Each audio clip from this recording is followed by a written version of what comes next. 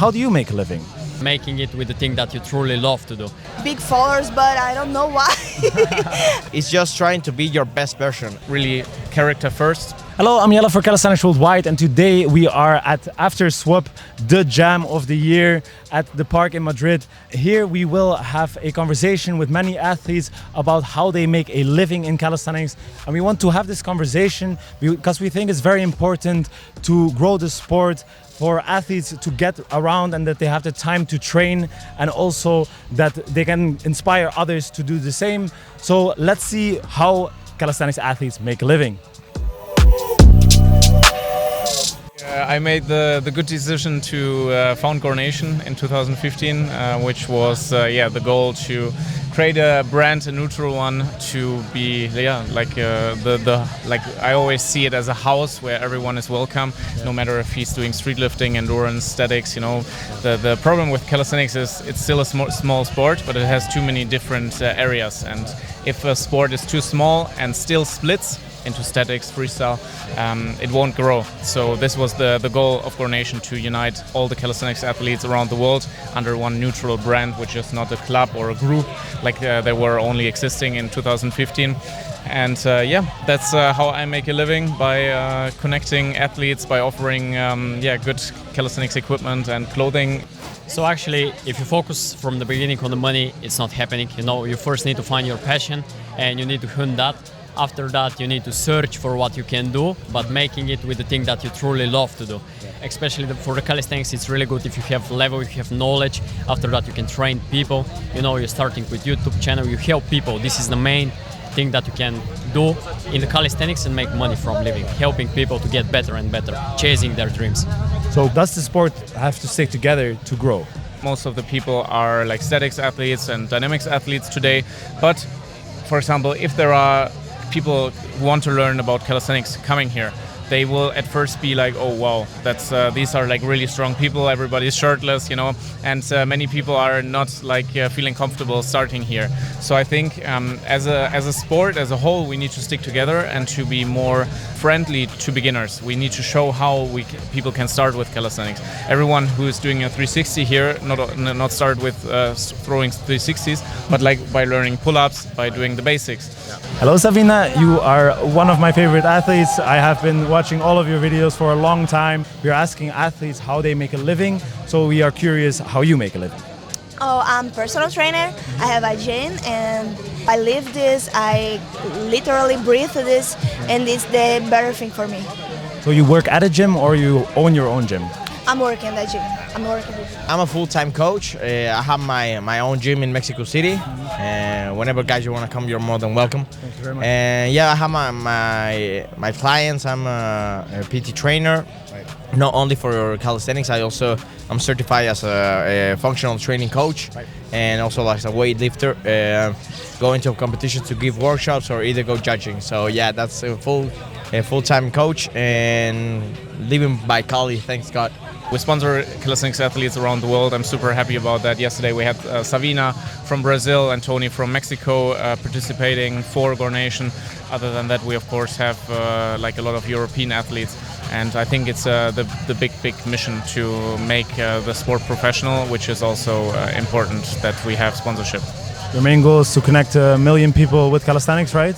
Yes, that's the goal. That's the mission, and of course, events like Swoop are super important for this, but Swoop will not bring new people in the sport if we don't show them how they can structurized learn these things. Tell us a bit about your sponsor and what you would advise other athletes when it comes to sponsorship.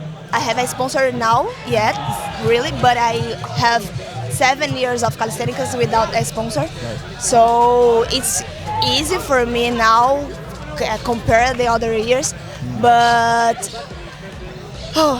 it's really hard because the calisthenics, it's a little thing yet. It's really difficult for the athletes. For instance, a sponsor like Gornation is a big step to get towards a life that an athlete deserves, actually. My main sponsor is Gornation. Right. And they support me with flights, with commissions, and with a payment every month. So yeah, I'm very thankful for them.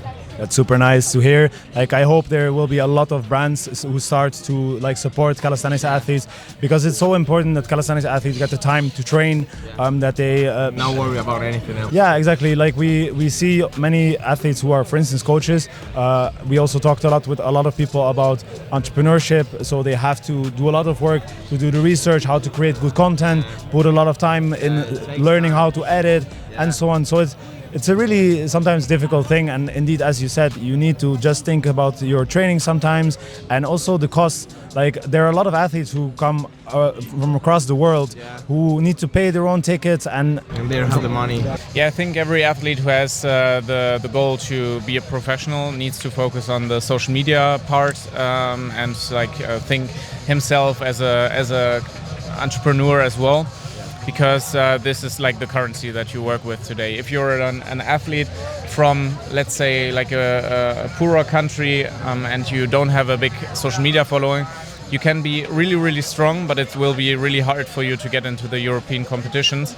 You build a following, you have a really active community. This is what is attractive for sponsors, and it's really important. And I think it's really important that the athletes see this, understand this, and it's not about complaining about the situation, but really seeing, hey, how can I get out of this? And this is something that everyone can do. Everyone has access to the internet today, like most of the people, not everyone.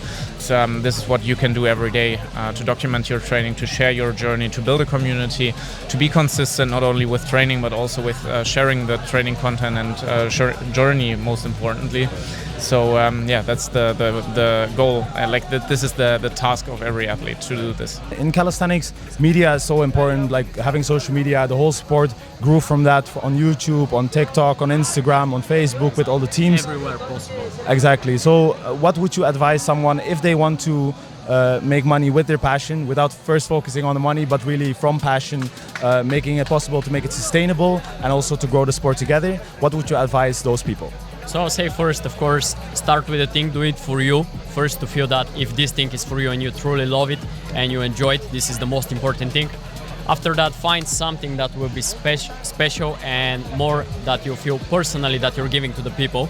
Because if you're not yourself, if you don't show the personality, things are not happening. So just be yourself. This is the only thing that can catch really the people and make them supporting you in every single situation. Because sometimes it's not just to sell a product, but to show who you are, and what you give to the people. And how many followers do you have right now? Oh, I don't know. It's like 500? 500? 500,000, right? Yeah, It's like of course. 500,000 followers. Yeah. That is a lot.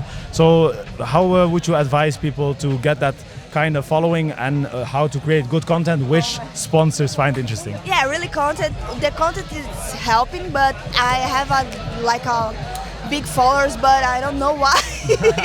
In social media, you have the advantage. If you have more followers, you're maybe gonna get more, like, I don't know, if you're a coach, you're gonna get more clients. And if you are an influencer, you're gonna get more followers to maybe do some more campaigns, or maybe have more sponsors because of the followers. The first thing for us is really the character. So for us, what we do is because out of passion. There are a lot of other possibilities out there to build businesses, and I think it's like calisthenics is really the sport is worth doing this. But we want to enjoy our work. This is the mission we have. Like, we're now 10 people in the team of Gornation as like employees, and for everyone, it's really important to enjoy the work and to do something meaningful. Meaningful means for us, we want to develop the sport of calisthenics, and to enjoy is working with people you enjoy working. Yeah, I think you with Calisthenics Worldwide, you will know how important it is that you like to work with your colleagues, and that you don't go to work and think like, oh damn, this guy. I don't want to work with him. So this is the most important thing.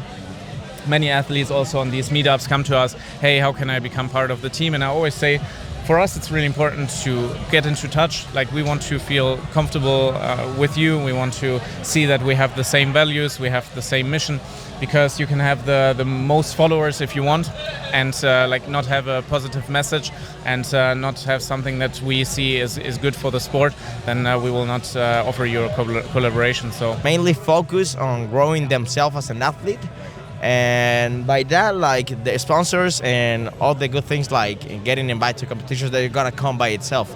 I don't want to sound like bad, but at the end, they're gonna invite the best athletes, the best competitions. So if you are one of the best and you train to want to be one of the best, they're gonna invite you and you're gonna get sponsors by itself. So yeah. There are some people out there who might not have the biggest following yet, but we see the potential. One example that I always say is like Simon from Sweden. When we started working with him, he was like still super small on social media, but we saw the goal that he had, like to inspire taller athletes, heavier athletes, was really something that we could identify with. And then we grew over the year, and now I don't know, he's at 200,000 whatever. And yeah, of course now he's attractive for many other sponsors, but we believed in him and saw his values before. And of course he was also interested in the collaboration, so this is really what we aim for. Have a good collaboration, have someone who has a good message to the people, to the community, who spreads positive and valuable content. Honestly, for me, it's just been like being me. It's not that I don't like to put my name with like low bar calisthenics or low bar street workout, but I want to make a name, like my own name, so the people can know me by my name also, and not only as an athlete, also like someone maybe that inspire the people. So you can make whatever you want about your image. Either you want to be a full-time athlete, a full-time coach, a full-time influencer, you just want to be an image, you want to be a model. So I think it's more about that, like working on yourself, working how you talk to people, working how you talk to the sponsors, how you communicate. I have met many of the athletes that you work with. I have met many of your colleagues, so I can really tell that you do this, and it's a very interesting point that to make, that people who want sponsors also need to be having a good character and a good message, and of course also following, but this is not the only thing. If you are your best version, everything's gonna come by itself. Sponsors, money, wealth, clients. So yeah, try to be yourself, be original, and I think that's the best advice that I can give to people. Be themselves and not try to copy anyone. I really enjoyed this conversation, and I hope you did as well, and we talk soon again. Will do. Thank you, Jelle. Nice. And keep doing what you're doing, man. Thank you, brother. Thanks for the interview. Yeah, muchas gracias. Woo! Very nice, man. Keep doing your thing. It's nice. It's really bad. No, it's not. It's Oh fine. my God, I'm thinking in Spanish now.